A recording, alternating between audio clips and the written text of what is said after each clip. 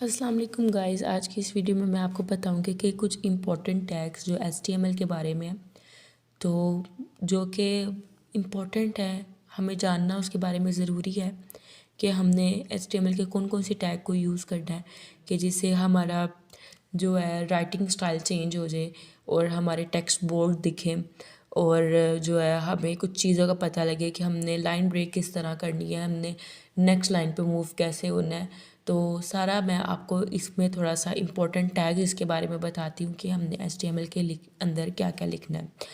तो सबसे पहले जो है, अगर हमने स्ट्रॉन्ग टैग लिखना है, फॉर एग्ज़ाम्पल स्ट्रॉन्ग।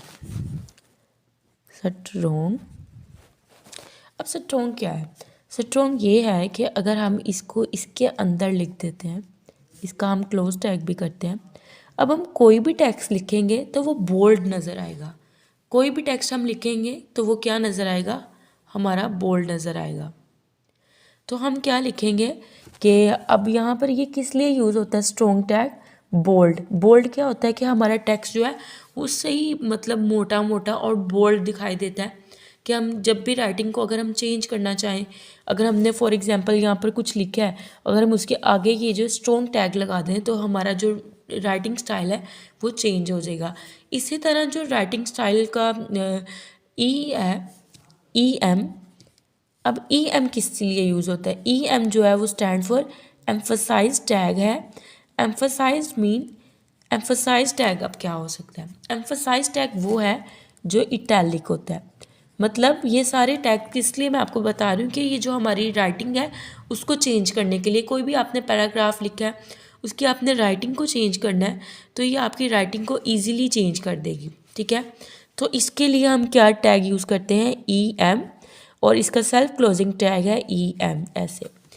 लेकिन अब इसके जैसे कहते हैं ना, इसका अल्टरनेट भी टैग्स हैं कि अगर हम स्ट्रॉन्ग ना लिखें, इसकी जगह हम कौन सा टैग लिखें? अगर हम EM टैग ना लिखें तो हम इसकी जगह कौन सा लिखें? इसके जो अल्टरनेटिव टैग्स हैं, अल्टरनेटिव टैग्स जो हैं इसके, वो फर्स्ट ऑफ ऑल जो है वो स्ट्रॉन्ग की जगह अगर हम लिख सकते हैं, इसके अल्टरनेट जो है टैग हम लिख सकते हैं बी जो है वो भी बोल्ड टैग के लिए ही यूज़ होता है।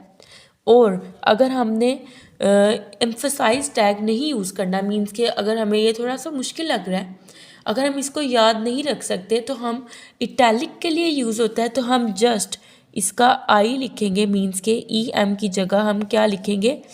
आई। तो ये हमारा टैग जो है इटैलिक डिस्प्ले कर देगा। ये हमारा टैक्स क्या डिस्प्ले कर देगा? इटैलिक डिस्प्ले कर देगा। तो ये थे हमारे इंपॉर्टेंट टैग्स कि हमने इसके बारे में मैंने आपको बताया।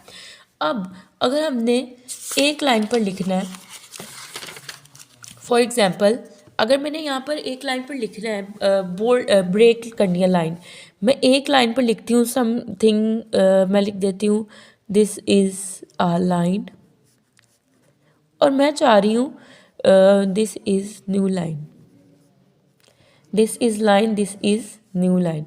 अब मैं ये चाह रही हूँ कि ये वाली जो लाइन है मेरी नेक्स्ट लाइन पर डिस्प्ले हो, तो मैं क्या करूँगी कि इसके दरमियान मैं ब्रेक का टैग यूज़ करूँगी। ब्रेक का टैग यूज़ करने की वजह से ये क्या हो जाएगा? ब्रेक हो जाएगी लाइन, और ये लाइन जो है वो नेक्स्ट लाइन पे मूव कर जाएगी।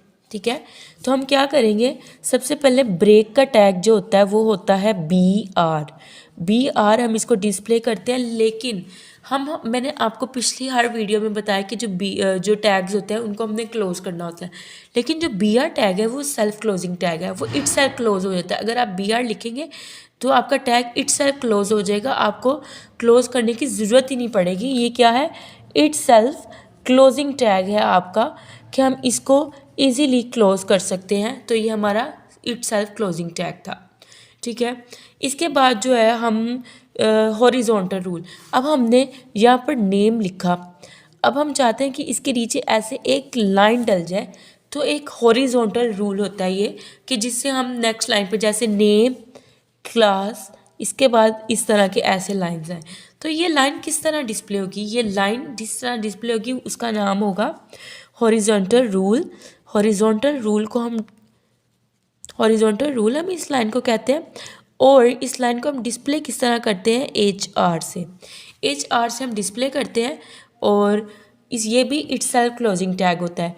ये BR टैग और HR टैग ये दोनों ही सेल्फ क्लोजिंग टैग है।